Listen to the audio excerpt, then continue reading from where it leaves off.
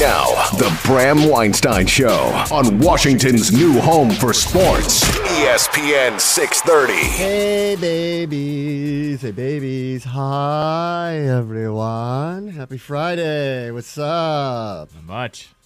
The new year begins on Monday, people. The new year begins on Monday. That's right. The new true new year.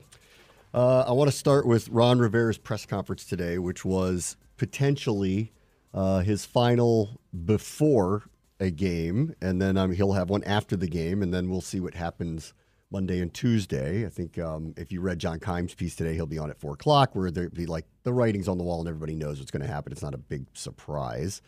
Rivera said two things that are extremely notable today, one of which we don't have to spend a lot of time on because it's like he's just acknowledging something that we've kind of known is probably going to happen and he's known is going to happen. But he acknowledged today that the structure of the organization will change. Now, who's in charge of that structure is in debate, and there's a lot of names being floated. But he acknowledged there will no longer be a sole voice who runs the personnel department and the coaching. It's not to suggest that he's ceded off coaching, but I think it's pretty clear, that he probably won't be as of next week. But he readily publicly said it today that there will be a general manager in here. Yep. That's not a surprise. It's not, but it's newsworthy because he said it. Right. I guess. He said it out loud. He said it out loud. The ownership hasn't said it, even though in the background we've all known this for a while. Right. And then there's been a lot of reporting that, and this is not a surprise, like they've already talked to some certain people that they've been interested in at approved areas. Yeah. Like there's like accelerators for people. So they're allowed to go talk and meet these people, and that's what they're going to do. There were some names thrown out today, like some pro scouting director in Baltimore, which could be linked to the defensive coordinator in Baltimore as being the head coach. But what is now clear is starting on Monday, the system by which our organization has been set up will be radically changed. Right. And it's overdue for that. Correct. It's overdue for that. Yeah, yes. 100%. And that's the one thing we all kind of knew, that it was going to go back to a traditional setup with what most of all the other successful teams have done. That is a true GM, a true head coach outside of Bill Belichick, and probably someone on top of those two as a president of football operations who won't necessarily be the GM, but is the person that the GM has to report to, who then reports to the owner, which is a traditional system. And there's been a lot of names that have potentially thrown out for that as well. And I don't have any particular insight of who is in line for these jobs. I'm reading all this stuff too, but this type of structure was something that I've gotten the understanding for weeks now was going to be the case. They were giving Rivera the opportunity to sell himself to be the coach moving forward. I don't think there was much of a probability of him ever remaining in the role of the head of the front office. Yep, right. But if you listen to him today, okay, this is the part that is newsworthy, is the part that where he got, as he put, reflective about his time. Because he was asked initially, are you reflective because you're going into your last game? He didn't really answer that. And then someone else asked him this question. With everything that's happened the past 4 years, if he still enjoys coaching as much as he did in the past or in general. Yep. And at that point, he opened up about what the tenure has been. And this is where he truth told about what the job has been for him. Mm-hmm. And he did lean back a little bit on, this was a different job than most. I had to deal with a lot of things. I think we all recognize that this was, and I've described this as maybe the toughest job in pro sports, because he was talking about a lot of things and standing up for the organization that had nothing to do with him. And it was nonstop, and he cited the Bears game a year ago, specifically when that meteor dropped on them that really started the ball rolling of Dan Snyder's going to sell the team, being in the middle of a season and having to deal with something that, again, preceded his tenure. He's trying to change the culture, change the winning, change everything, and everybody's focused on the things that hold them back, and they're talking about the past. Not that it wasn't newsworthy or relevant or important. It's just he had a tough job. Yep. He was put in place to move things forward, and it was very hard to move things forward. So he did that. But then he said this. He said, quote, it's interesting, and I don't know if people will agree with me or believe in what I'm saying, but to hell with that. I managed for about 3.5 years while I was here. I managed probably the last 5 weeks I've coached, getting back and doing the defensive coordinator stuff, and that was a thrill. It really was. And you can ask some of the guys. It's been fun. He goes, there's some really fun memories. And then he goes, see, I'm reflecting now. And he goes on to say this. But the point is, he says that he had a dual role that prevented him from maybe doing some more of the duties that he was hired specifically to do, to which the response has been predictable. It was the same thing when he said it. These are these moments when you're there, and I was sitting there when he said it live, it just took every ounce of me not to ask a follow-up question because I shouldn't be the one asking the follow-up questions, and I don't. But the point is, you asked for it to be this way. Correct. You chose for it to be this way. You wanted this job with sole control over everything, and that you would have to figure out how to delegate your time. And you never were the head of the front office in the first place. So you asked for a job, you got that job, and as you found out, and granted, I will give him this is different than other places because of what that meant, because of investigations and toxic workplace and all, and the feelings of the ownership and just the general malaise around the team. Like, I get like he took on something that was different than the other 31 teams, frankly. But he asked to do that, and now, as it's coming to an end, it's sounding a little bit like that might have been my big mistake, was not recognizing that maybe this was too much for one person to deal with. And that's what he's saying here now. And it's going to be hard to walk that back. They gave you what you asked for. Correct. So you have to live with the results at that point. I actually am not really mad about him admitting that. I'm not mad. I think that's a strong word by my use. But I'm more annoyed at, you just said I've managed for 3.5 years.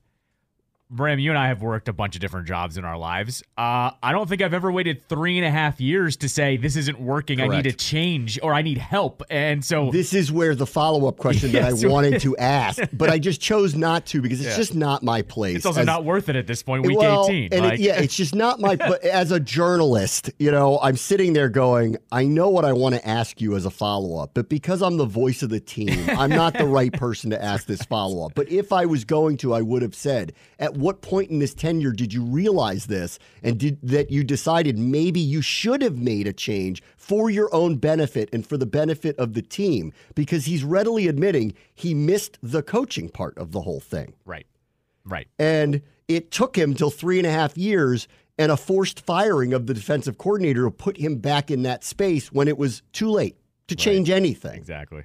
He could have walked back some of this from the get-go. And in hearing him say this now, the reality is he ceded more of it this year to Eric Bieniemy than he had in any of the previous 3 seasons before that. So he's saying now he probably shouldn't have done that and that he managed a little too much and should have had his hands on the wheel in terms of the coaching a little bit more. And yet it was not even a year ago that he actually gave up more of the coaching responsibilities than were already on his plate by empowering Eric Bieniemy to be a pseudo head coach of one side of the ball. So much so that Bieniemy, when we talked about this the other day, when he did his press conference, and he said, and not that this was news to me, but it might be news to everybody else, he was empowered to do everything in terms of scheduling, in terms of training camp management.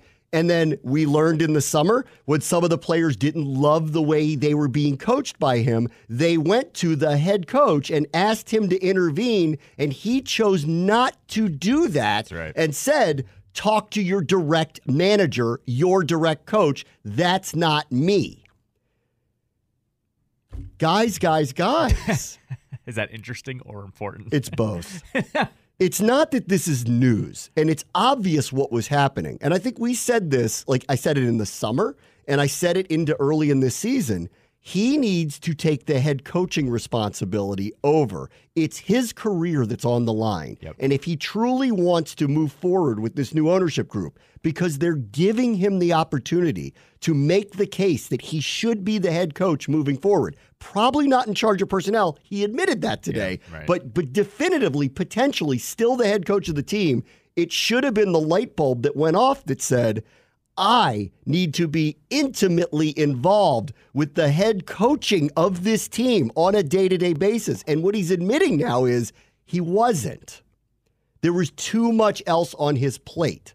The job was too big, too widespread, and because of the issues that surrounded this team for 4 years, was larger than most ever really have to deal with. Yeah. Some people who've gotten this role, Bill Belichick is one, Bill Parcells namely got it in Dallas for a period of time. There have been a couple of others that have gotten this kind of singular voice structure. They haven't had to deal with the outside noise to this degree. There's always complaints or whatever, but it wasn't like this where the FBI's involved and there's all these and Congress is involved. And then you've got the other run-of-the-mill things that come up. It was different for him, but it seems to reason to me that at some point he should have realized this earlier. And even if it would, I guess I would just say this, it shouldn't have been 5 weeks ago. It should have been in the summer. Should have been a year and a half ago. It should have been after year 2, honestly. Because I agree. Because I could see after a year, you go, "Ooh, that was tough. Let me see how I can. Let me see how I can adjust this." Maybe next after year 2, because I want to give him the benefit of that on year 1. Remember, he got cancer. Yeah. No. That's what I'm saying. So I think that year was just very hard personally, physically on him. Name change, COVID, all of it. So he gets through cancer. He passes all of the physical tests. He comes back. He doesn't feel himself, but he feels a lot more relief and ready to kind of, okay, let's do this again. And he was off a playoff year, albeit with a 7-9 team. It was a playoff year. So I'll take it at face value. Let's go another year and do this.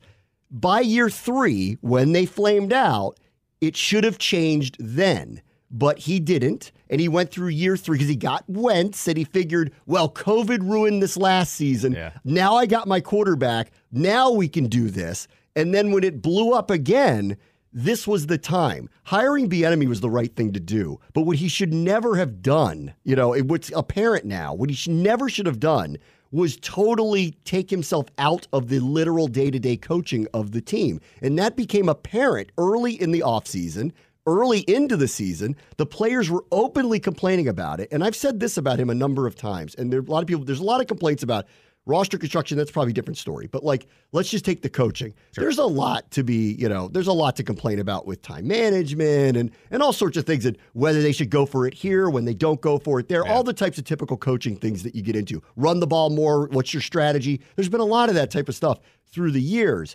But what they do for him and proven for him through the first 3 years was they play hard for him. Yep.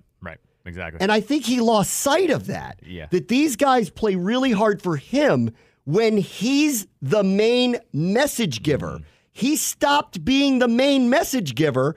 And so now they're he's basically demanding them to play for other people, even though he's the head coach of the team. Yeah.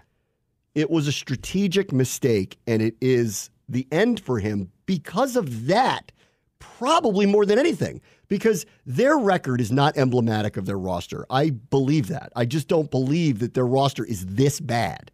I don't think their record should be this. But the structure and setup led to all of these things that we're talking about. And when it spiraled, he couldn't get it back under control because he wasn't the one standing there demanding the control to be taken over again. Like when we were midseason going, you don't want to run the ball more?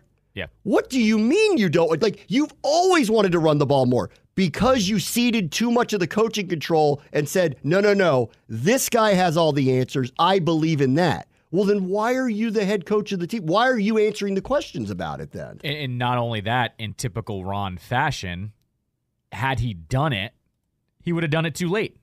That was the main problem with it. Yes. Was per usual, Ron never made the change fast enough. Yes, in so many ways. It's one of those things, too, in where... so many ways. The kicker, when it went to Chris Blewett. The snapper with Cameron... Big things that are... little things that are big things. Yeah. Or Cam Curl really shouldn't be playing this position. He should be playing that position. Jamin Davis really shouldn't... Cosby shouldn't... Yeah. We know that. We all know this. But he refused to kind of move in a way quickly. And this is his undoing because he did not see his role in all of this as being pivotal to turning this thing around. And it goes to your kind of stereotypical, I don't know what the appropriate time is to make some of these changes, but I do know you're doing it too late. Too late. That's what it boiled down to. Too late.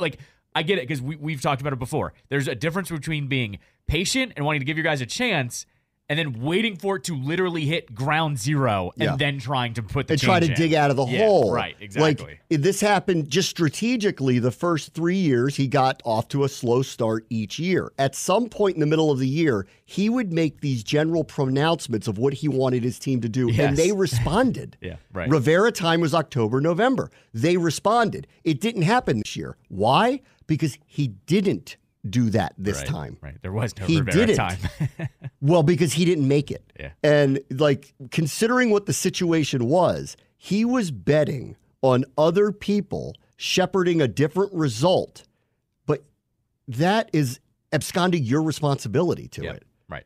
And I think that's the hardest case. Not that he has a case left, but that's the hardest case he would have to make if I were in the ownership group, to say to him, you know, I understand you'd like to continue coaching. And he went on and on about how much he missed it, liked it. It really got the juices flowing for him again to be day-to-day doing that. And I would say back to him, well, why didn't you do that sooner? You're the head coach. Why didn't you come to Dan Snyder earlier or go to us early in the offseason and say, look, like, I do actually think I need some help here.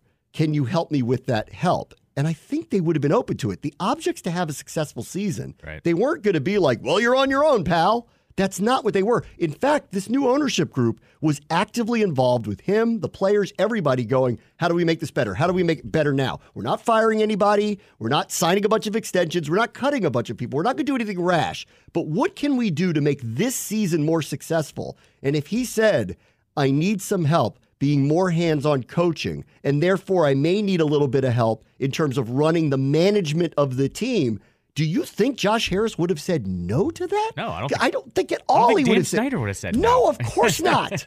Of course not.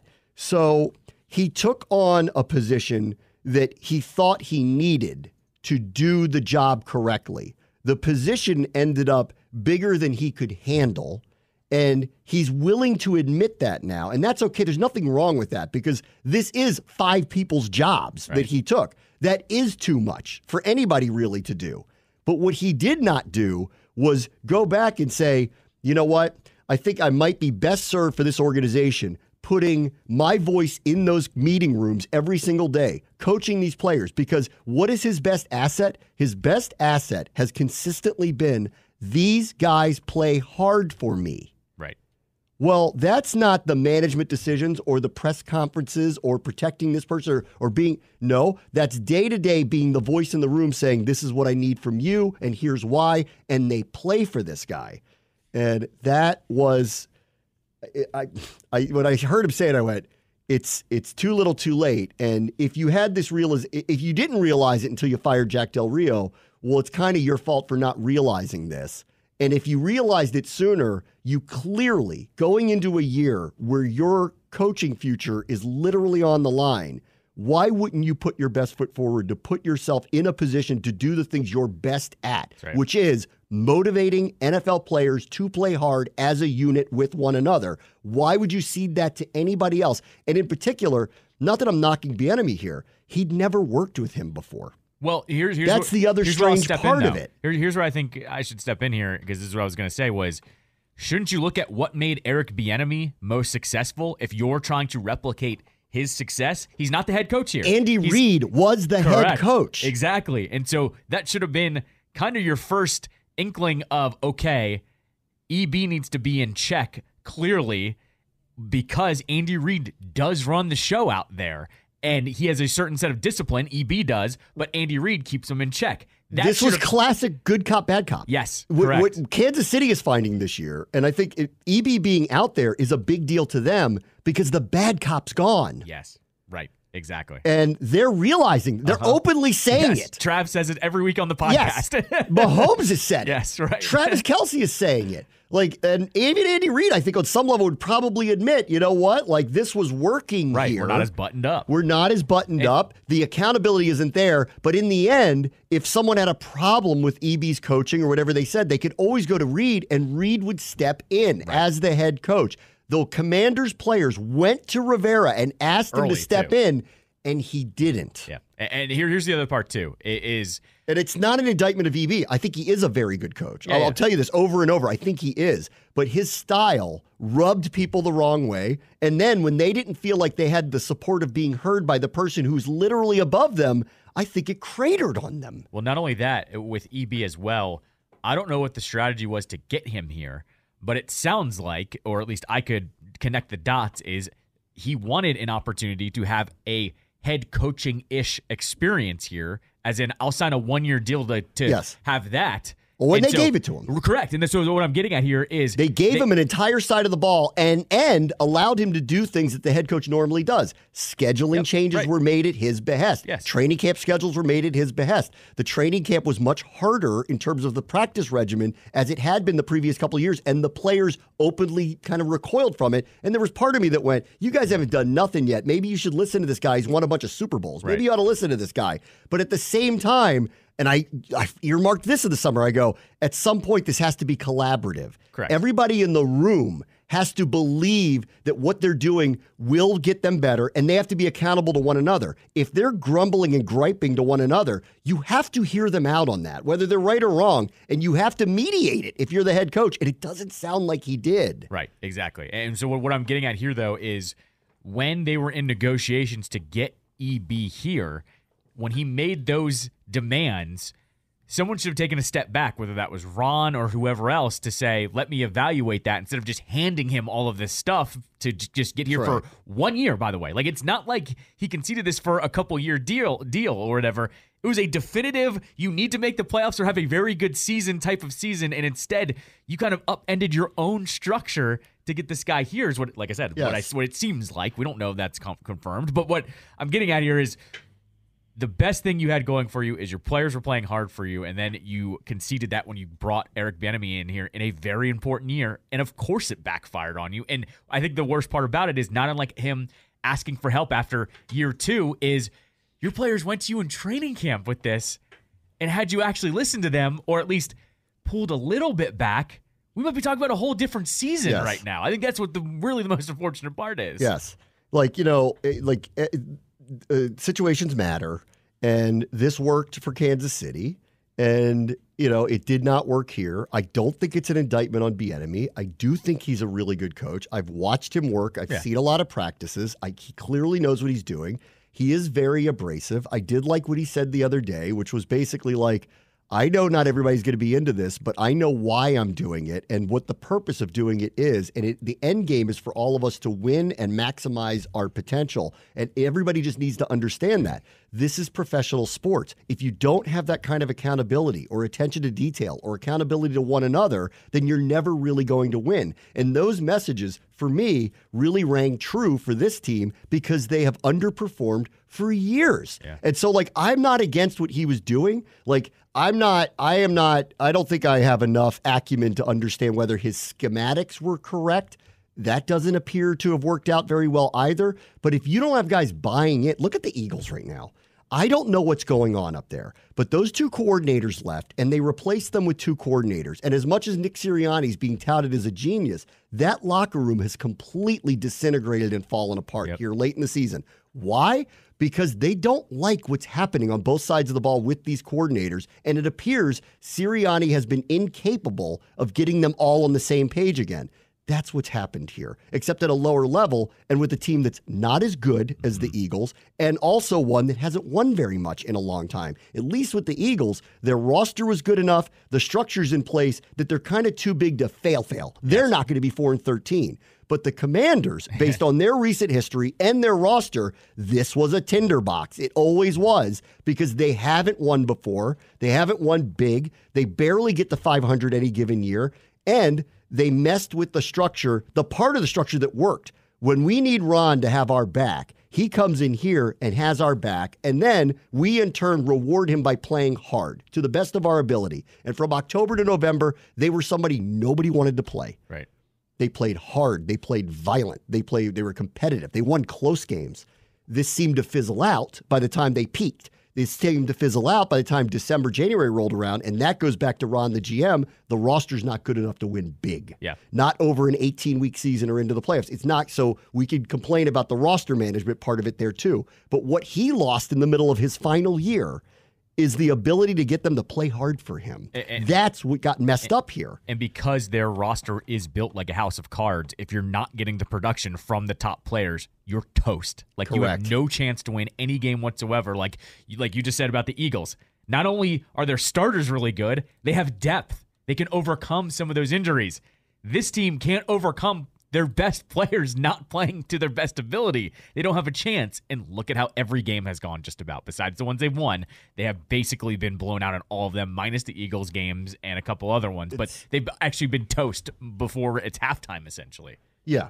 It's just, it's hard. It's so hard because, I will reiterate what I've said a lot. I know everybody's just bashing the guy, because they haven't won a lot. I do really like him. I do think genuinely, and this matters, I think he's a high character, high purpose human being. I do think he's a good leader of NFL football players. You've seen it in the way that they play. And this is where I think it's hard, but it's the best criticism I can take of him. He removed too much of himself out of the operation. That's why this year went this way. I don't know that they would have had a much better record than they had, but I would like to think that December this year would have been about a playoff push as opposed to a dragging us to the finish line to just get through it if he had done that. And I really, that's the hard part of watching this. And then listening to hear him say it, I wonder if he will be self-aware enough to go, that's where I screwed up. I hurt myself. Mm-hmm. Right. I mean, and here's the other part. He's the only one to blame for it is himself, Correct. Really, for this. Correct. The other part of this, too, is there's just nothing he can hang his hat on this season. Like, in years past, it was, he got the win against the not the Patriots, the Buccaneers at home. Yeah. Or he got them through those COVID games and kept them competitive. Beat an undefeated Pittsburgh team on the road. Exactly. On a game that got rescheduled. Right. Because there's something to be said about him having them compete in the middle of the season, but it's also he would walk away with a win that make you go, a marquee win. You go, and God, he's got something. Oh. Yeah, right. You go, exactly. He's not just beating the bad teams or just getting by. Like, right. He's got a couple of these marquee ones that he beat Philadelphia last year when they were undefeated on Monday Night Football there by running it down their throat. Right. And you see these things and you go, that's the potential if they can bottle it up. This year, he wasn't. It's nowhere. It was nowhere. And it was never there. Think about the 4 wins that they had. They were all by the skin of their teeth. Barely. And one of them was the opener when we're having Coronation Day, and they barely beat that team. It was a fourth quarter comeback against one of the worst teams in the league. Yes. The other one I always point to as well, like I know the score wasn't indicative, is when they were competitive against Kansas City for 3 quarters at home. Like, that was when they actually were the Chiefs and on all cylinders. They were really competitive against them for 3 quarters, and then it spiraled on them a little bit. But even I was like, the score doesn't indicate how hard they played in that game, and they've gotten nothing close to that this year. The Eagles game is it. The first Eagles game. Even the finale against Dallas last year. Yep. Even that one where they had nothing on the line. Mm-hmm. They started this quarterback who'd never started before. Dallas kind of had something in play, but did going Still into the game. Starters, Still had something potentially on the line, not like this year, but potentially had something on the line. They could win the division if the Eagles somehow lost that game to the Giants. And they didn't know what the score was going to be. Yeah. And they throttled them. Right. Dak played terrible in that game. Yeah. And their defense was great in that game. And that's always the thing he could hang his hat on, and he lost that part of it. And it's his own undoing, unfortunately. Yeah. So, like, in the end, like, I still feel like he did a great service to the organization amid the time period by which he was the coach, because there are very few people that could have handled all the off-the-field stuff the way that he handled all of that. And I think he deserves a lot of credit for it. I also think he's a really good, high-character man, and I've kind of always rooted for him that way. I wanted him to win because I saw how hard the players played for him, and I saw the things he was going through, and the organization was doing him no favors by being in the news the way that they were. That had nothing to do with anything that he had done. But this year, it really is, in the end, I think if he looks in the mirror, he's going to realize, I was my own worst enemy by giving up all the control when this was the time that I needed to prove to the new ownership that I was completely in control of this. Yeah. At least on the field. Yeah, of course. Yeah. All right, we'll take a quick break. Bram and Callow, ESPN 630, the Sports Capital. All right, I want to go through, I appreciate Michael Phillips for being the one who went through everything that needs to potentially happen for Washington to end up with the second overall draft pick this weekend. This is on an assumption that they're going to lose to the Cowboys. Granted, crazier things have happened, and who knows, and it's an NFL game, but John Allen isn't playing. Kendall Fuller isn't playing. Cam Curl is questionable at best to be playing. Yeah. Curtis Samuel is not on the list. He got put on the list yesterday, but suddenly wasn't, so maybe he is going. Terry's going to play because the team is readily aware that a record is potentially on the line for him. So hopefully, what I'm hoping with him is that he gets the yards he needs, and then they think about whatever they do with him. Yeah. Like if they can target him early and somehow get 54 yards out of him in the first half, then if he doesn't play in the second half, no one's going to cry over it.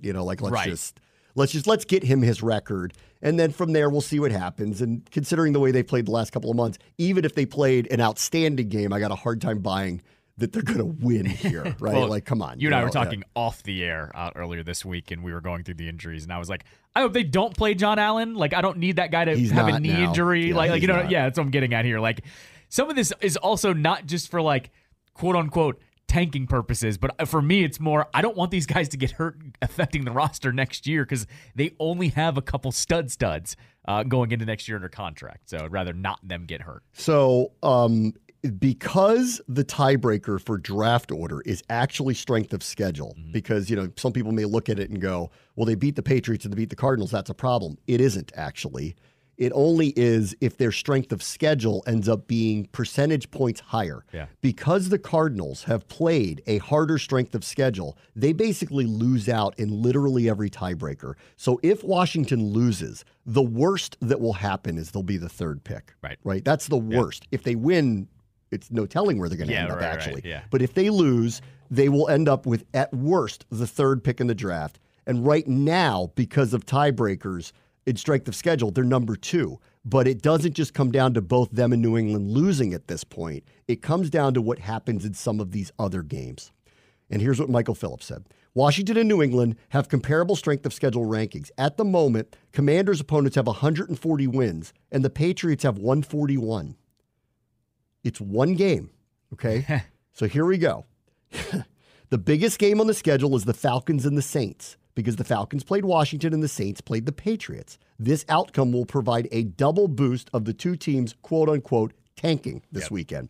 4 other games can nudge the strength of schedule by 1 game, so the Commanders fans are rooting for this. You want Pittsburgh to beat the Ravens, which is a distinct possibility. The Ravens are resting probably the majority of their team for the game that's tomorrow, right? Because they already have the 1 seed, and the Steelers have to win to get in. So that feels like a distinct possibility. But again, stranger things have happened, and Snoop Huntley is not a bad quarterback. Correct, yeah, he plays great in that system. And the Ravens will show up and play, but it will be their backups. We all know that now. We also need, and this one's going to be a tight one, the Colts to beat the Texans. Both of those teams are in win-and-in situations, and both could win their division depending on what the Jaguars do. If the Jaguars were to lose to Tennessee, and Trevor Lawrence is iffy to play in that game. So while I don't expect Tennessee to win, Tannehill is playing because Will Levis is hurt. The Jaguars have been weird down the stretch here, and Trev may not play. So that could go the way by the Colts or Texans to steal the AFC South and be a division winner. It's possible. But for our purposes, the Jaguars game doesn't matter. For our purposes, we need the Colts to beat the Texans. We need the Packers to beat the Bears. The Packers also have an outside shot of making the playoffs, but the Bears have been hot. Right. And I've seen a lot of people writing Justin Fields is going to show up and send a message because we all know what the offseason looks like for them. They have a choice to make. Justin Fields or Caleb Williams. That's their choice to make here. And we really could use the Raiders beating the Broncos, which does feel like a distinct possibility. They've been playing really hard, and the Broncos have folded up the tents and aren't playing Russ anymore, so who knows with that one. So most of these read like Steelers beating the Ravens. That's probability because of who the Ravens are playing. I think that's a coin flip. It's a coin flip. Because they don't score enough. So Raiders beating the Broncos, coin flip. But the Raiders have been motivated and have been playing for this coach and have outwardly said all week, we want him to be the coach. So I think they're going to show up and play hard. We'll see. Packers beat the Bears, coin flip. Packers have something on the line. Bears don't. But the Bears have been red hot, and Justin Fields is going to be motivated to play hard. Colts to beat the Texans, that totally feels like a coin flip. All of these things don't have to happen. Not all of them. They need a combination of them. But the biggest one is that Falcons-Saints game. Yes. That's the biggest one this weekend. They need the Saints to win, correct? Yes. Yep. They need the Saints to win. Yep. He says this. Any combination of 3 of those 5 teams winning, including the Saints, gives the Commanders the inside track to the number 2 draft position. So if the Steelers win tomorrow, we're 1/3 of the way there, basically. He goes, the simplest way would be to lose to the Cowboys and the Patriots beat the Jets, right? The Patriots could win. Right. That's Trevor Siemian and the Jets. The Patriots could win that game. How they handle it will be interesting because we're the ones that are probably going to get beat by a team that wants to get the 2 seed. Mm-hmm. These are 2 teams that have nothing to play for. Right. So let's just see what happens here. So that's where we are. 3 of the 5 happen. They probably get it. The Saints beating the Falcons is the biggest one of all of them in terms of the strength of schedule thing. So go Derek Carr. And Heineke also very iffy to play. Right. Yeah, exactly. Very iffy to play. Yep. One other thing I want to bring up before we get to a break.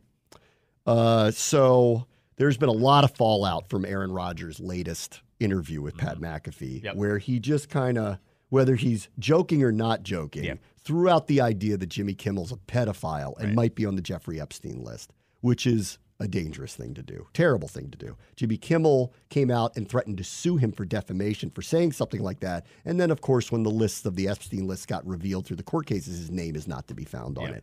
So he's been proven to be, I wasn't there, I've never met the guy, I can't believe you would say something like that. And as you might imagine on the internet, there are people that just hear that and start writing things like he is. It is defamation of character. Whether that would hold up in court or not, I don't know. You know, whatever. So there's 2 things that have come out of this. One, McAfee apologized, and there's been a lot of back and forth on, well, he didn't say it. Why does he have to apologize? And I always go back to there is a responsibility on a platform for whether you say you're a journalist or not, to maybe debunk dangerous things that are said that are flatly untrue. And McAfee did not do that. So he felt, I guess, the need to apologize. ESPN probably told him to apologize. They also, then the secondary articles that have come out, should he even be doing this interview with him any longer? Right. Because it is the viral thing that he has for this show. I saw a sports radio host up in New York say, if I were the Jets, I would want Aaron Rodgers not doing this anymore because there's no benefit to this. Every time he talks on that show, he says something completely off the wall nuts. Exactly. Right? Yeah. Then the New York Post did a piece today that claimed the ratings from First Take to McAfee drop off significantly, making the case of if he's not going to keep the ratings up and they're going to bring all these headaches that go along with this, ESPN's got to rethink all of this. Pat McAfee is a sports radio version of Joe Rogan, except now, and this is the danger, when you get aligned with a platform whose reputation gets hinged on what happens on your show, you're now accountable to ESPN. That's right. ESPN needs to put a disclaimer on his show saying that whatever the thoughts are of this are, well, that's not what we mean by this. Correct. However, this is ESPN's Pat McAfee allowing someone on to say highly dangerous misinformation out there. And I would also point to this one thing. I don't really follow this particular person that much. I mean, I know of him, but I don't watch FS1 very often. And I don't really know Nick Wright's work particularly well. But today, I just happened to see this morning that he put out a clip from, I think it was his podcast, not the show. And it was 14 minutes long, where he said, I want to give you my thoughts on what Aaron Rodgers said. And I'm telling you, it's worth listening to. Okay. I'm not the biggest fan of Wright, but neither am I. And I don't really watch many of these shows. I see the clips and I'll react to some of the clips. I don't really watch these shows. But in that one, if I'm going to watch one, I probably would watch First Take or McAfee over that one because I really don't like Skip, and that stuff. But regardless, this particular one was extremely well thought out. Okay.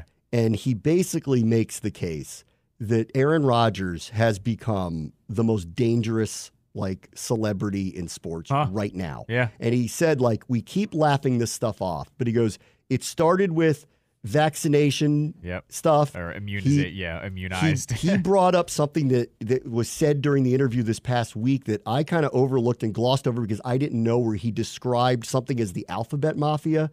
And Nick Wright points out, he goes, I had to look up what that was, and I did. And I found out what it means, and it's actually a knock on the LGBTQ community. Yes. And he goes, Yeah. I don't think Aaron Rodgers knew what he was saying when he said that. I think he was talking about the pharmaceutical companies. However, that's not what it actually means. Yep. And here he is platforming this idea and all this hatred for the gay community that's been going on. So here he is profiling that, and then he goes, and now it has gone to, he's in Galaxy Brain calling celebrities pedophiles when we all know that anybody with liberal leanings is being deemed a pedophile, and it's extremely dangerous. That's right. And it was just, I want to, tip of the cap to him. I thought the way he described it, 14 minutes is very long to listen to any kind of take about anything in sports, but I actually thought it was well-reasoned, important, and I liked what he had to say. And I am now fallen after listening to him and how my just general feelings about the McAfee thing from the other day. I really don't think they should put Aaron Rodgers on that show again for an hour a week unless he's going to change his ways, and he's not. Because what's next? Well, and it also and then we're heading into 2024 here in an election cycle that is, you want to stick to sports and stay out of it. I don't think I want to hear what he has to say because I don't really want to know what he thinks of Biden, the Democrat. I don't want to hear his opinion on any of it. I don't. I think for ESPN's sake, and this is why if McAfee stayed a independent show, he can do the Joe Rogan thing and say, I'm just asking questions. It's my show. No one else's reputation's on the line, but this show and mine, my audience likes this. But for ESPN, I think they might need to cut the cord on this interview. I don't think it's good for them. I don't think it's good for the Jets either. And for Rodgers, he's growing a fan base of trolls. Yes. No. I mean, it's the other side of this too is you and I made fun of it and we made fun of it, but it probably should have been a bigger deal is when he called Kelsey Mr. Pfizer, and you and I joked, I'm sorry, who owns your team? Right. Who are you getting a check Johnson from? & Johnson? Yeah, Excuse who are you getting me? a check from? And there was crickets. Nobody wanted to say anything that the guy that's paying your salary does the same thing. Like, that's how they made it. And not only that, a bunch of other products. But either way, you don't want to say anything about them because they are the ones giving you your money. Yeah. So, I mean, it's the same thing. Like, I think some people laugh it off, but then some people pretty much treat it as Bible. Correct. I mean, that's the problem. We're in an internet age where misinformation lives, breathes, gets promoted, platformed, and therefore it is of the utmost responsibility of these platforms. If what Aaron Rodgers was saying was true, then it's fine. Yeah. But the fact that it isn't is defamation. And that's his parent company, too. Right. Jimmy Kimmel, the reason why McAfee apologized is because Jimmy Kimmel works for ABC, which is owned by the same company. Yeah. And he's going, are you kidding right now? Right, exactly. You're just going to let that happen on fire. Right, ridiculous. The other part about this, by the way, that I like to bring up with Rodgers now, it's so apparent now why none of his family like him and why they've basically disowned him. Well, you know the thing that popped up to me when I was thinking about it was that little off remark that Mark Murphy made when he said, this guy's an interesting fella. Yeah. Yes.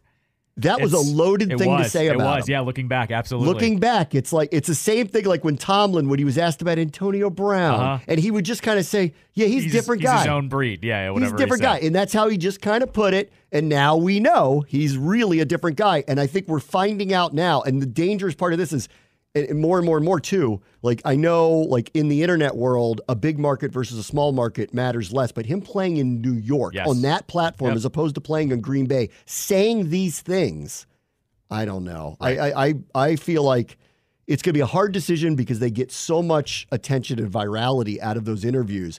But this is unhinged now, and I can't believe ESPN is going to be comfortable with it moving forward. It can't be worth it. If he's going to continue, and how are you going to get him to stop saying these things? Correct. Yeah, how? You can't put that back in the tube. The other thing on the whole family thing, too, is remember your and I's conversation on that was, he just wants to be a celebrity, and he wants to, distance himself from being, a small-town quarterback from his family. Now it's actually now I understand. He's the crazy uncle before he becomes an uncle. Yes. He must have been on this stuff way before. And they're we don't know who you are Well, the hints anymore. were all there. I mean, his girlfriend eats clay, and then he's going to move to Boulder, and he's going to become a shaman, remember? And then he's now he's dating celestial beings, and now he's into astrology, and now he says ayahuasca is the cure to everything, which is all this stuff may or may not be true, but the hints were all there. We made fun of it, right? We made fun of it.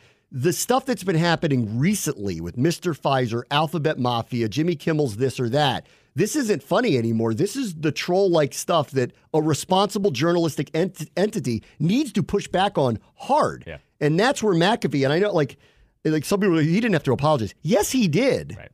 Yes, he did. You have a responsibility to push back to things like that. You can't just let people say that and laugh it off. Yeah. All right, we'll take a quick break. Very much the show, ESPN 630, Sports Capital.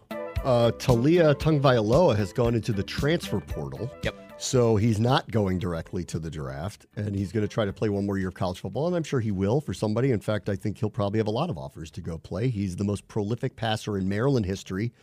Did he set a record in the Big Ten, too? I think he did. Yeah, he did. So there's probably a lot of people, but, not that I, love just pointing out that I'm right, but I don't think he's a professional quarterback, or I think he's a project professional quarterback at best. But I wish the best for him, and I hope he finds where he wants to go. He also is not guaranteed a 5th year of eligibility, so that has to come through as well. So I'm going to guess. I wonder, I guess he could go to the Senior Bowl and test himself out and see what the scouts think. I guess and then so. Go back to college if he feels like, that it's not going to get either not going to get drafted or not going to get drafted very high, and just go play one more year and hope he can change his draft stock, because I would think a relatively big program will look at him as a very viable option for them. No, for sure. I think this is exactly what was I was thinking about when NIL became completely legal, is you're going to get these fringe players that their shots going to the NFL is like less than 1%, but their college careers are really good, so they're going to get paid in their NIL money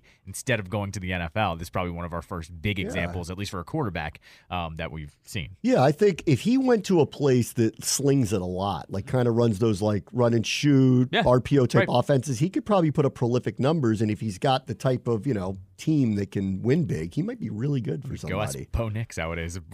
Keep on playing. Honestly, I wouldn't be surprised if Oregon was interested in him. Well, so that's what I'm getting at here is too. All these other schools need to replace the guys that are being poached by Notre Dame and Michigan and all the big name programs.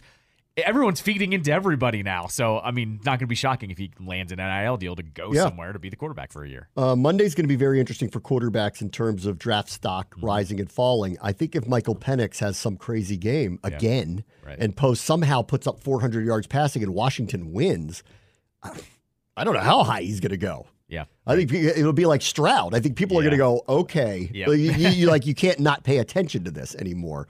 I don't think he will supersede Caleb Williams or Drake May yet, but could he get past Jaden Daniels? Maybe. Yeah.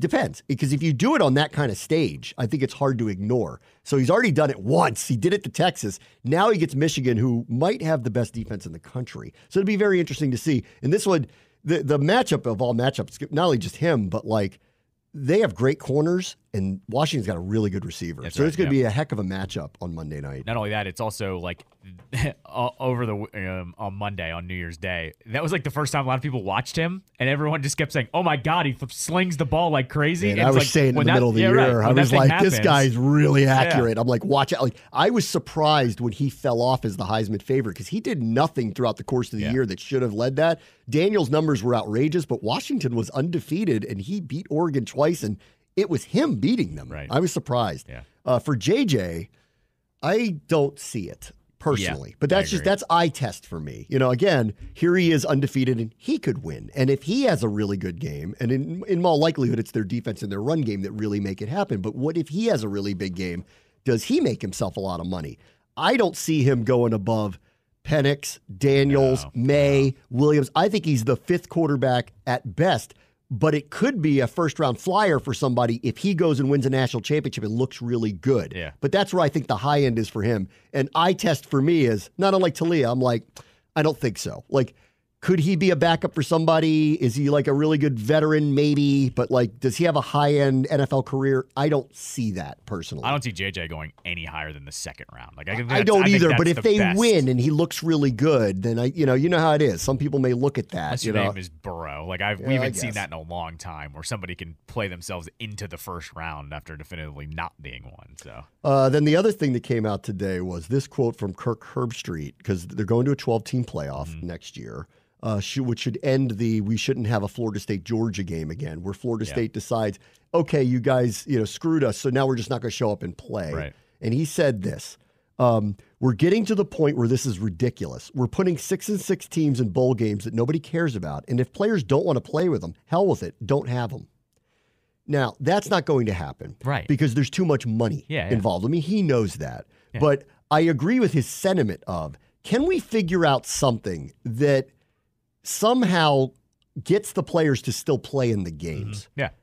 And I think this Florida State-Georgia one really stood out to me because I can't remember one in the past where en masse a team just decided not to play in a game of that stature. It wasn't the Weed Eater Bowl. It was like a big New Year's Day bowl. Yep. And they just didn't decide to play in it. And like that to me was like, actually said a lot about Florida State to me. I really didn't feel for them anymore. I had like no empathy for them at all after what they did and no-showed the bowl game. Like even if it was just to prove a point, I can't believe you didn't show up. Or even like for the idea of, since many of you may be going to the pros because, of your level and who you play for, why you wouldn't want to be on film playing Georgia to me actually was a surprise to me too. As I said, the only way you fix this is doing like a Pro Bowl level cash pot. Like winners get $20K, losers get $10K. Yeah. If you play, and then it if incentivizes you to play. Not everyone on the team, but if you play, that's what happens. And that's a lot of money, though. Even if it was 20,000, remember there's 90 guys on a roster. So I'm sorry, how much money is the NCAA, not the NCAA, but all these schools making, and they're not paying them? Like, I hear you. Figure it out. Like, there's enough money. We can look in between the cushions for that, especially once they go to the 12 teams next year. Yeah. How much the TV money is going to be next year? Yeah, They got enough room for it. All right, let's take a quick break. John Keim's weekly visit is next. Bram, watch the show, ESPN 630, the Sports Capital. All right, welcome back. Final 2023 regular season visit from John Keim of ESPN and the John Keim Report, as mercifully this season will come to an end this weekend. Dallas and Washington, as it was a year ago. Same scenario. Dallas wins. They got some stuff on the line. Washington loses. All that's really on the line is what their draft position will be. What's up, John? How are you? Well, it sounds like an exciting game. Tough sell this week. Very tough sell. I want to start with Ron Rivera's press conference today. You were there. I was there. He got around to being a touch reflective about his tenure here. And the big takeaway, outside of admitting something publicly that I hadn't heard him admit yet, which was the structure is going to change with the team, that there will be a GM and a coach. And I hadn't heard him literally say it. Not that that's news, but he publicly said it. So you could expect it to happen in the very near future. But the other thing that was the big takeaway was him admitting that he had been really a manager for 3.5 years. He didn't really get back into coaching day to day until the firing of Jack Del Rio. And I don't know if he described that necessarily as a regret, but what was just your general, I have some thoughts on that, but I want to hear what your general takeaway was from hearing him say that today. I think a couple of things. One, I think part of it was with all the garbage that happened here over the last 4 years, and I think for him it was refreshing to get back to that. Every coach at any level, when you're the CEO type coach, and that's the style he was, a CEO type coach, and then you get back to a chance to coach, they all say that they missed that. So, and I know, like, we were talking about it a little bit afterwards and about, like, what did that mean and why didn't he do it before? Well, because you hire people to do that. And like, what would he have been coaching before? Like, Jack Del Rio is in charge of the defense. You hired Jack Del Rio because he was successful as a coordinator throughout his career, and so you let him go. And you're not involved in offense. Now, you sit in a meeting, and maybe there's more you could have done. I mean, some coaches do take a more active role in that, but they may also be like the de facto offensive coordinator or defensive coordinator. He hired people in those roles, and I don't think, like, I know in the past it's not something he wanted to do, which is, handle being a head coach plus doing all the other stuff. But I think it's telling that he enjoyed it, and I think I don't know what it means for his future. I have a hard time thinking he'd want to go back and be a defensive coordinator, but I also think, Bram, one thing I do think is that with a lot of stuff that happened here, the cancer, all that stuff, I think I know for a while he didn't feel like he could be the kind of coach he wanted to be, and maybe that's what he found himself he got back to. Yeah. Okay. But in hearing it, and I'm sure you see what the reaction is, that there's a... I haven't looked at the reaction. I got too many other things to worry about. But when he says something like this, and you have the title of head coach, to then, express some level of regret of not doing the coaching part of the head coaching, I mean, there is a little bit of, but you made your bed here then, Oh, you did. Yeah. Absolutely you did. tell me what he should have been coaching. Like, and is that so, like, in terms of hands-on diving into the defensive coordinator meetings, et cetera, like, you hire people like John Harbaugh. Now, John Harbaugh is coaching, so I get it. Like, there's things you could have done. Like, I'm just talking about like, he's not going to be a defensive coordinator, right? But yes, there are other things you could have done more of, and why, like, some of that was, choice not to do it. Some of that was, for a couple of years, dealing with the effects and after effects of cancer. So, but in some of it, like you said, like, some of it is you chose not to do a lot of that. So yeah, I mean, would he be different next time with someone else if he got that chance? Maybe. But I know in the past, early on, the first year here, like, talking to him about Carolina, he wanted to have a Steve Wilks or Sean McDermott be your D coordinator because it was just better. And, and I'm not trying to, like, my point is, here's the other thing, Bram. No matter whatever he says, people want him out. It's going to be framed under that thing. And so I get it, and yeah. I think to me, the bigger issue wasn't like, well, what are you doing? Like, he hired people he felt he could trust. I think the bigger thing is he didn't hire the right people. That's what the bigger issue was, not him. Oh, are you coaching or not? Are you diving and doing the game plan stuff? I mean, you're always coaching. Coaching is motivating. Coaching is this and that. What we're talking about is, digging in deep into the film for the coordinator. But so to me, what it spoke more to is you didn't hire the right people to get it all done. If that was going to be your approach, you better hire a crackerjack staff if you're going to take that approach. And that, to me, is a bigger failing more than was he involved as with the digging deep into the woods, the coach or not. If you're going to take this, you have to hire really well. Okay, then let me just get because he empowered Eric Bieniemy in a way he hadn't empowered the other coordinators, even Del Rio. I mean, Del Rio to a point, but Scott Turner was allowed to run the offense, but not like this, where he was in charge of scheduling, in charge of training camp, being the sole voice of the offense. What is just your general takeaway of clearly that didn't work out very well? So, it did not. Yeah. I think gave up too much of that power. And I think there was a sense of you need to shake it up. It hasn't, they wanted to take that quote unquote next step. I just think it did not rub players. There are a lot of players who rubbed the wrong way by it. Felt like, like they understood the change because they wanted to change their coordinator. These guys did not want Scott Turner back. But I don't think they understood all the changes and why, like, some players felt like he didn't take too much of a step back and kind of cede too much to the enemy as an offensive coordinator, assistant head coach. But so I think that was where I think some players had more of an issue. Yeah, and it reared up early. Like, we knew in the spring, you're right, we knew. But, like, I remember back in the spring and the summer where I said, you know what, like, these guys haven't won anything. Their offense always ranks in the bottom third. This is good. Like, they need some accountability. They need somebody who's going to push them to be accountable to one another. But then at some point, it has to become a collaborative process. They seem to have expressed that to Ron Rivera specifically in the summer, and he didn't listen to them. I mean, like, that's how it came off to me, that he just said, go talk to him about it, is what he basically said. Well, I don't know if it's not listening, but I think he wanted them to solve it with him, and they wanted Ron to hear them more. So, yeah, and I agree with that. Like, that was something that's where it's like, there were a couple other things that would pop up where you're like, well, you are the head coach, and this is your decision. You have to be the head coach here, right? Whether it's the timing of a quarterback announcement, let's say. Like, those kind of things, there was almost too much back and forth, and it's got to be like, you are the one in charge. Don't forget that. I think some players, noticed the change this year.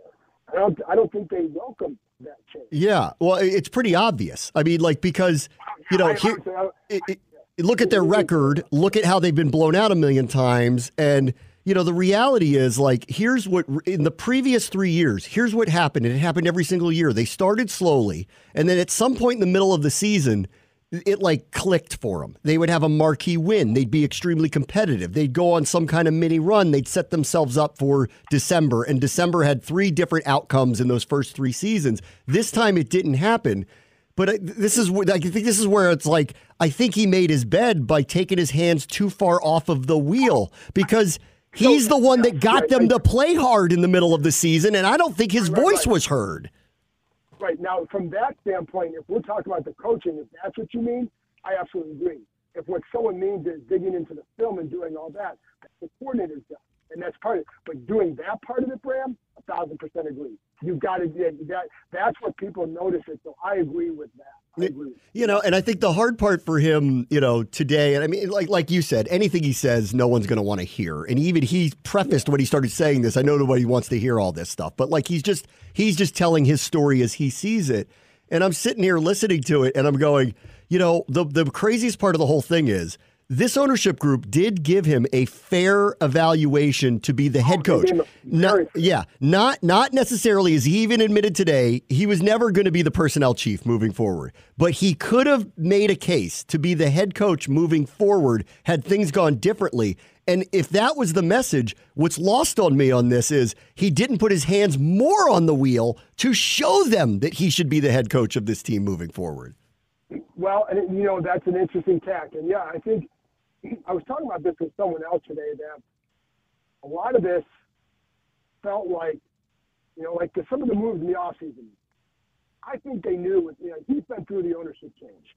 He knew how that could and might very well go. I mean, that people in the building were like, yeah, there's 40% chance. Just before the season, 30 to 40% chance you think, things go a certain way, right? So, but I think for him, it was, I believe, you look at the offseason, you're sitting on 16, do you hit or not? And he hit.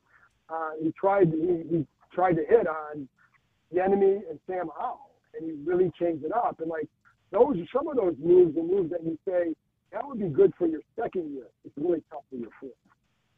Yeah, I agree.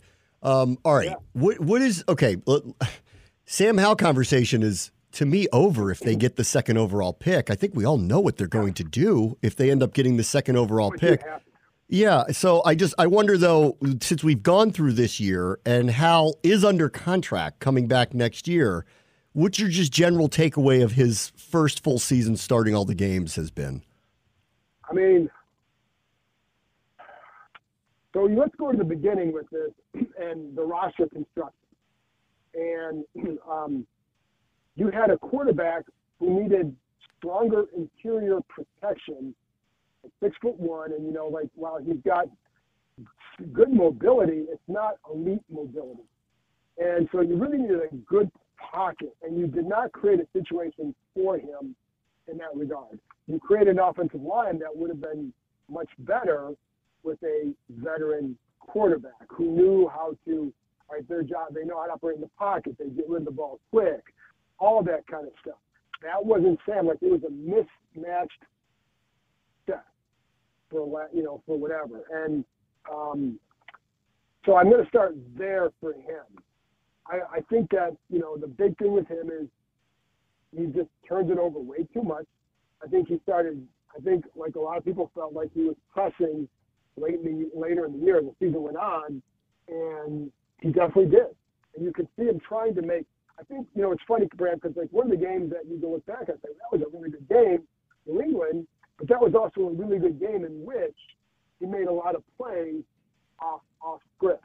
And some of them were tremendous off script plays, but also when you start relying on those, you make a lot of mistakes that way too. And I think that's what's starting to happen is you start, I think there are a few times you kind of relied on I can make a big play here, or I'm going to try and make a big play here because I've done that. And, I think that was it. So I think the mistakes were too many. I think if you were going to run it back with him, you'd have to create a much stronger interior. I think you have to bolster around him. I don't think he's the kind of guy who's going to put you on his back. But I think he can play in this league.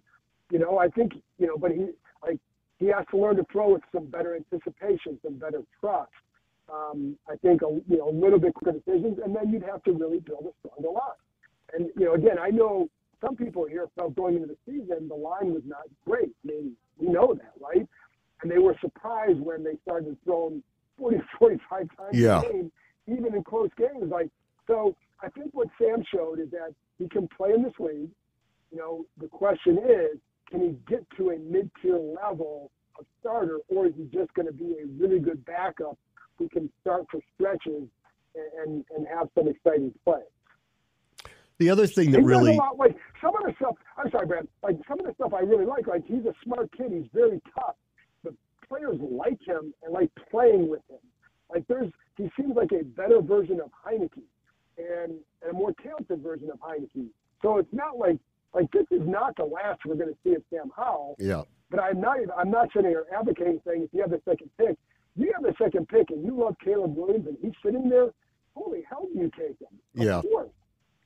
The other thing with him, and this is just my impression of him this year, and I think it just goes back to inexperience with a new offense, under pressure a lot.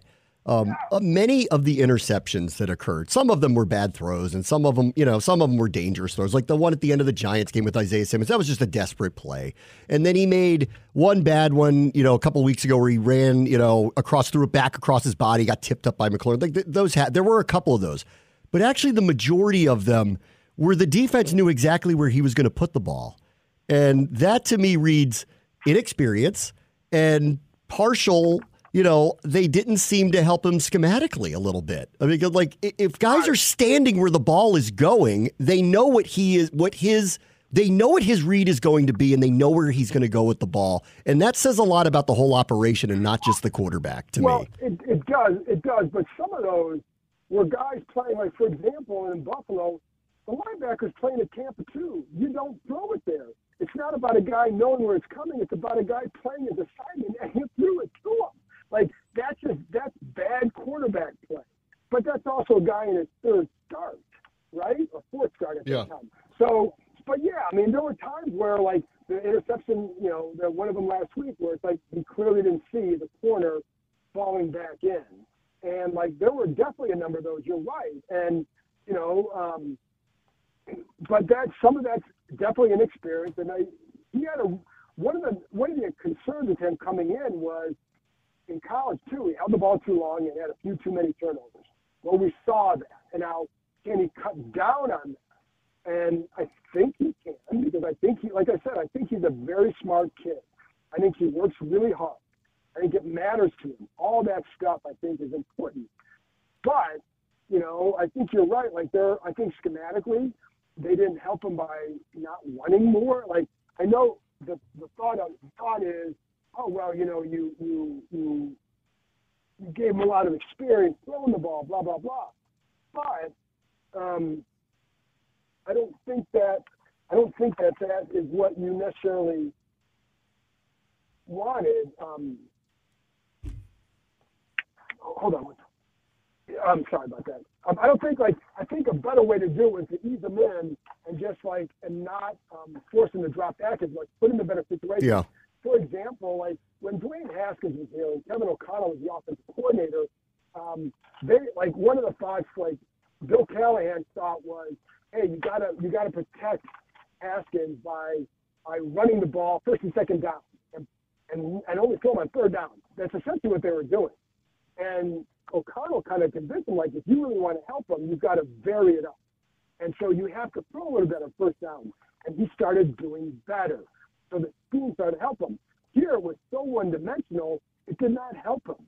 And, Brian Robinson is a good running back. And I know it took him a little bit to adjust to the zone scheme and the patience he had to run with.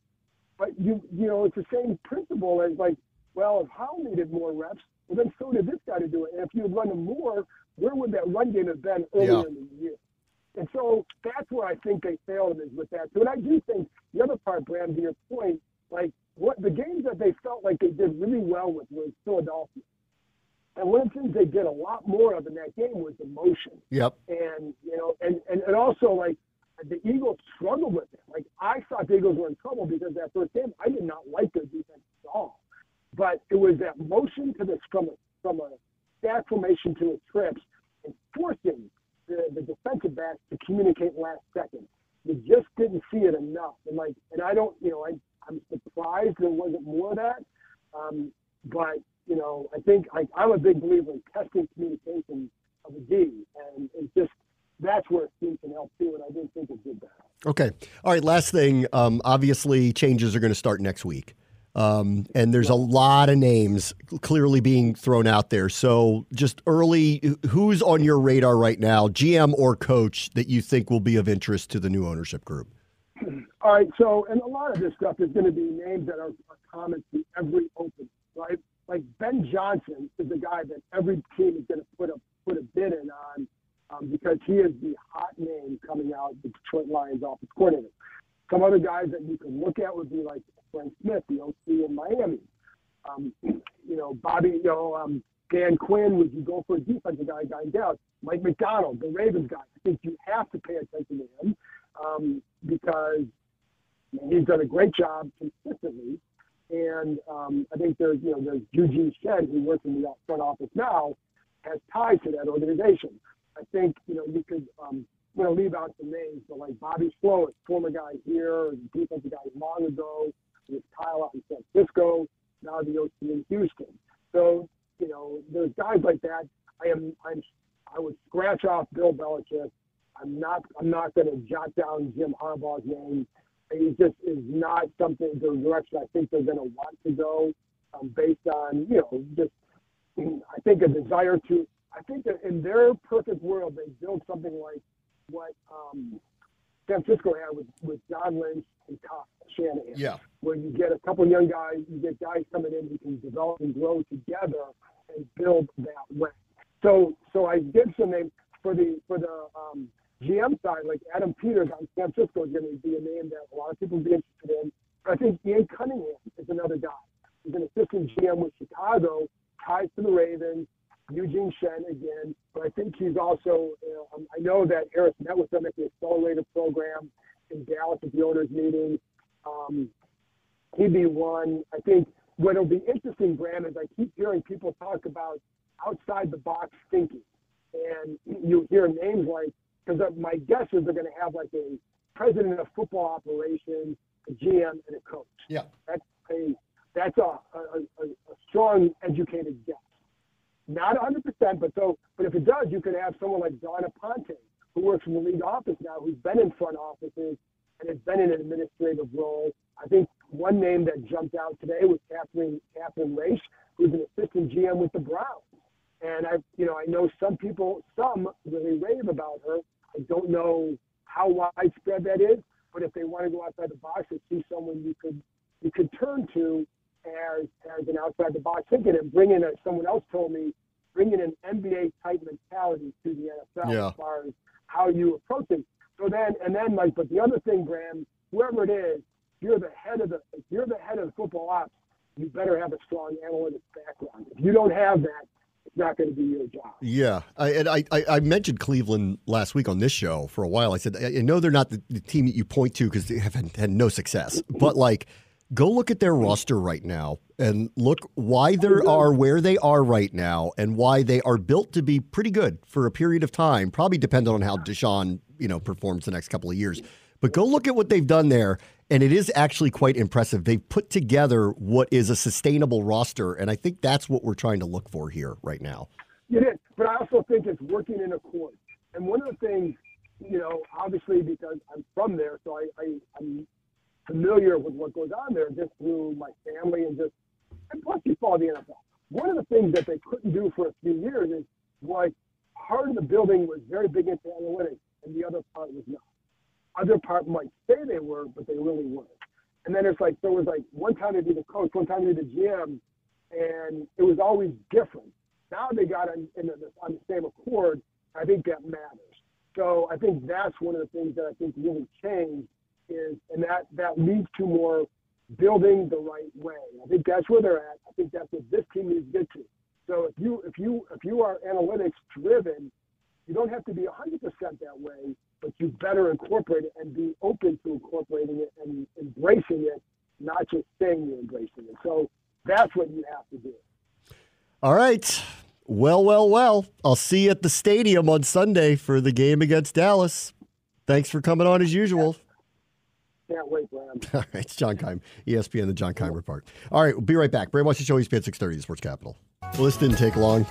Pat McAfee on his show today, quote, "There are folks actively trying to sabotage us from within ESPN. More specifically, I believe Norby Williamson is the guy attempting to sabotage our program. He's seemingly the only human that has information, and then somehow that information gets leaked, and it's wrong, and then it sets a narrative of what our show is. And then are we just going to combat that from a rat every single time? Somebody tried to get ahead of our actual ratings release with the wrong numbers 12 hours beforehand. It's a sabotage attempt, and it's been happening from some people who didn't necessarily love the old edition of the Pat McAfee show to the ESPN family." Shots fired by Pat. That's how he rolls. Good for him. That's why when you read me those ratings, I was kind of shocked they drastically dropped. That doesn't sound right. Like, nothing drastically drops at ESPN. People have ESPN on all day. So that does actually have, to me at least, sound like there's a little bit of truth to that. Could be. All right, let's go through the final week of the regular season in the NFL. Sad. It starts, I know, it seems to have gone by fast, even though our particular version of it went pretty slowly. Tomorrow, 4:30 p.m. in Baltimore, Steelers are favorites against the Ravens because the Ravens have the 1 seed locked up and are not going to play Lamar and probably most of their starters. Yep. Steelers at 9-7 are a win and in type of situation, so I'm going to assume that they will win, but I bet it's pretty close. So I'll take Pittsburgh just because the Ravens aren't playing their guys, but Snoop Huntley can play, so I bet the game's probably close. These games are always typically close, but just because the Ravens don't have much to play for, I think Steelers just have too much on the line. I know I have to pick one of these games to not go chalk.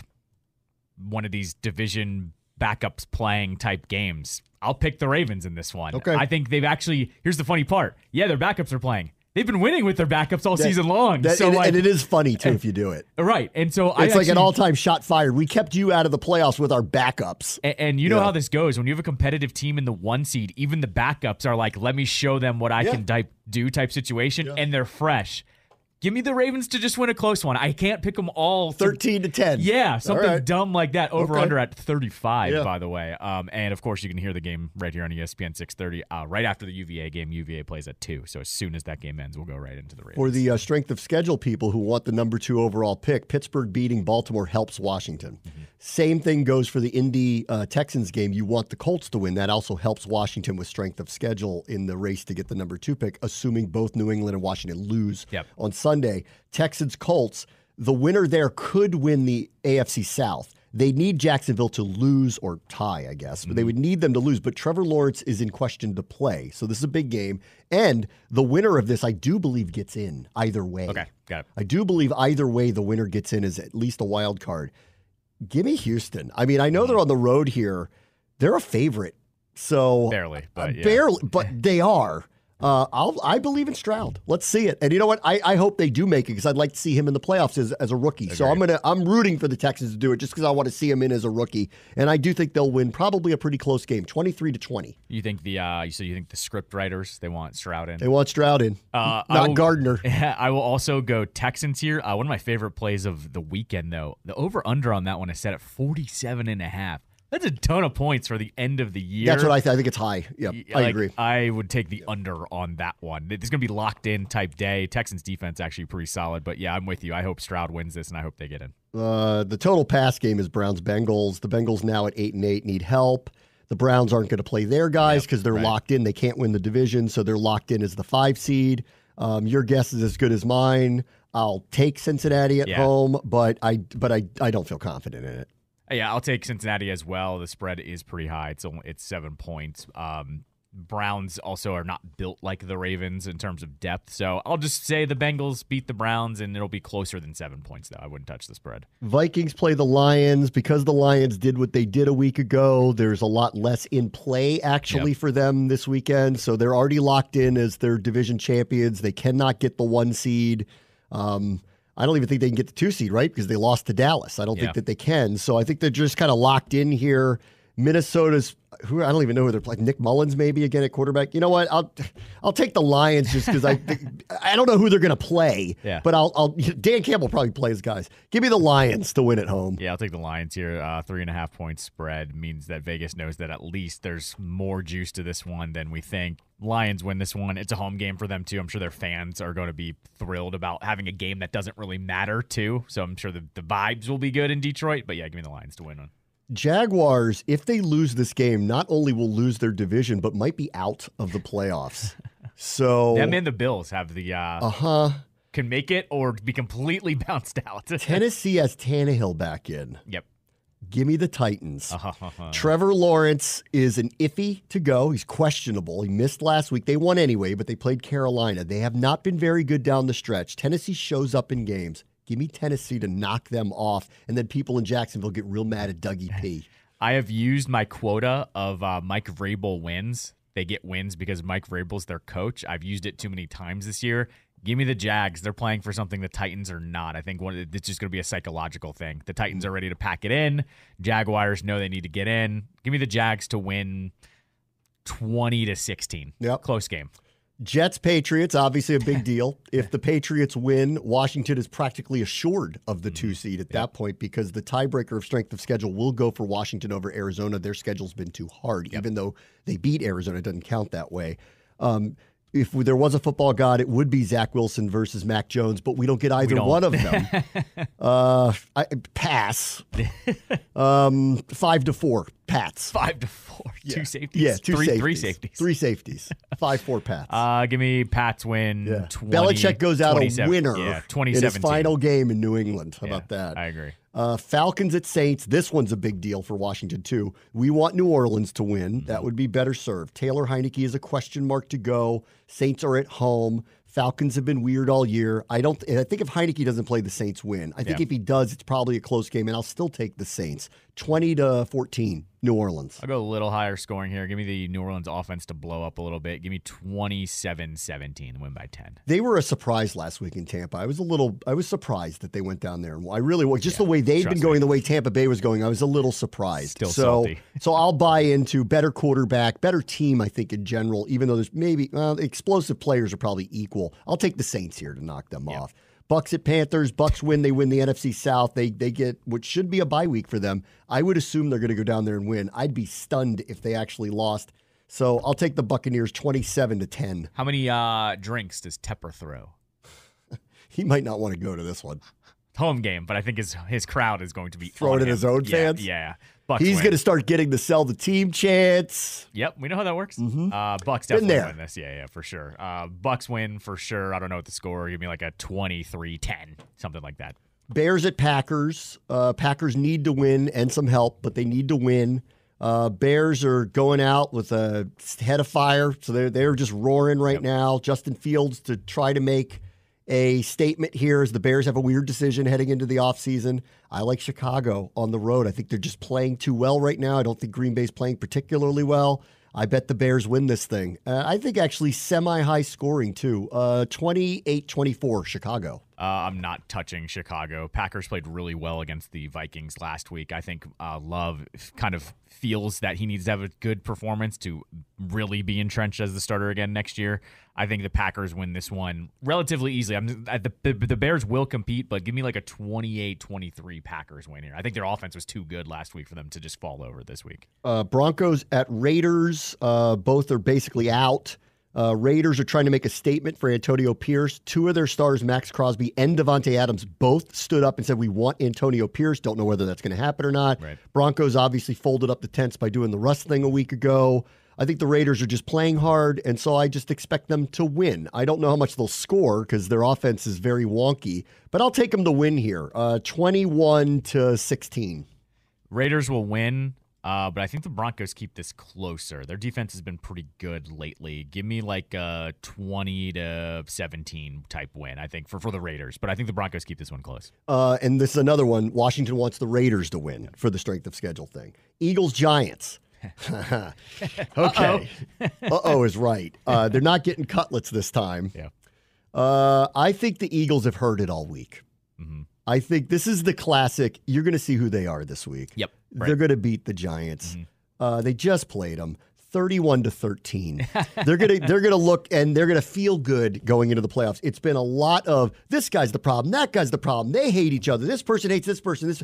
Trust me, they heard all of that. Yep. They're going to go win, and they're going to win easily this weekend. They're just a way better team. I won't give them that many points, but I'll give them like a 23-13 win. It'll be a comfortable win, but that offense still hasn't been clicking lately, so I'm not going to give them that many points. Seahawks, Cardinals. Seahawks need to win. Cardinals pulled off an upset a week ago. Give me the Cardinals. I'm going to take the Cardinals at home. I like the Cardinals. Again, that's pass, but like 19-17 Cardinals. Some low-scoring game that they just win. They've been competitive. It's a home game for them also this week, kind of like we just had so much to deal with. But this week they did definitively say Kyler's the guy. Like I always think that's important. The last week of the season. That was interesting. Like they definitively came out and right, said, because they're in position too where you go, are they taking a quarterback? You could say the same thing about them. Right, and they definitively just shut that down. So I think that's when the vibes of teams actually turn around a little bit. I'm with you. I think the Cardinals win this one easily. Chiefs, Chargers. The Chiefs are not going to play their guys because they're locked into their spot. They can't do any better than that. They will have a home game next week in the wild card round. Chargers are an abject mess. The Chargers are actually favored because the Chiefs aren't playing their guys. 100% pass. I have no opinion on this whatsoever. None. I think the Chiefs' backups will be better than the Chargers. Give me the Chiefs. Okay. That's all. I would not lay a dime on this game, though. Rams, 49ers, again, both teams not playing their guys because the Rams are locked in as a wild card team. The 49ers are the 1 seed. 49ers throw their backups out there. I don't like Darnold. Give me the Rams to win. But this is total pass, too. Like, how would you know? Come on, how would you know? But I'll take the Rams just because I'll just take the Rams. I'll take the Niners because I think their depth's probably better. That's fine. And the game of the weekend, and the NFL got it right. They put Bills-Dolphins at night. Yep. Because if the Bills win, they steal the AFC East at the last second here, and they get a home game in the playoffs. If they lose, it's possible they'll be out. They're going to need but they'll know that going into it. Yeah. This is not unlike last year. Well, except with the exception, the Lions beat the Packers. If the Packers had won last year in the night game, they would have made the playoffs. Right. The Lions had nothing to play for, beat them anyway. Yeah. Bills already crushed the Dolphins once. Do the Dolphins have any pride left after they got whooped last week? Josh Allen is not up for MVP, but his touchdown numbers and all of it are just outrageous this year. I've said this for the Ravens' sake. They don't want Buffalo in. It is the one team that's been there, done that, and has the capability of keeping up with them offensively. Right. They've already shown what they can do to the Dolphins. They're got to be rooting for Miami here. Of course. And they got to want Buffalo to not make it.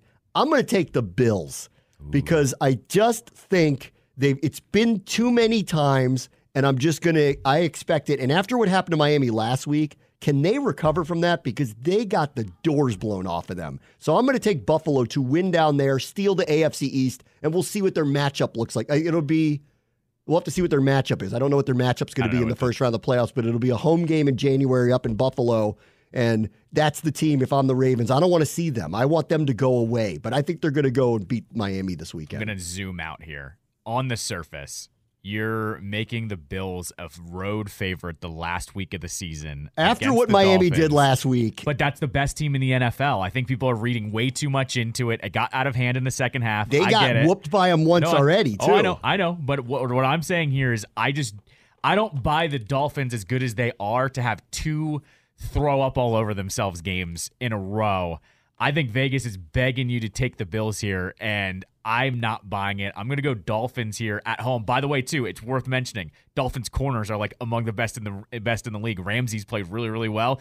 I don't think Howard's playing, though. Xavier Howard, I think, is out. Howard's out, but Ramsey's going to play, and Ramsey's been one of the best corners since he's stepped out on the field since he got put on IR. They lost both of their edge rushers. Yeah, you're right. I know, but guess what? Josh Allen does dumb Josh Allen things with the football. I think he makes a mistake or two. Dolphins win a close one, like 27-24 type game. I think the Dolphins pulled this one out of the fire. I'm going to go the other way. 31-27 Bills. That's what I think is going to happen.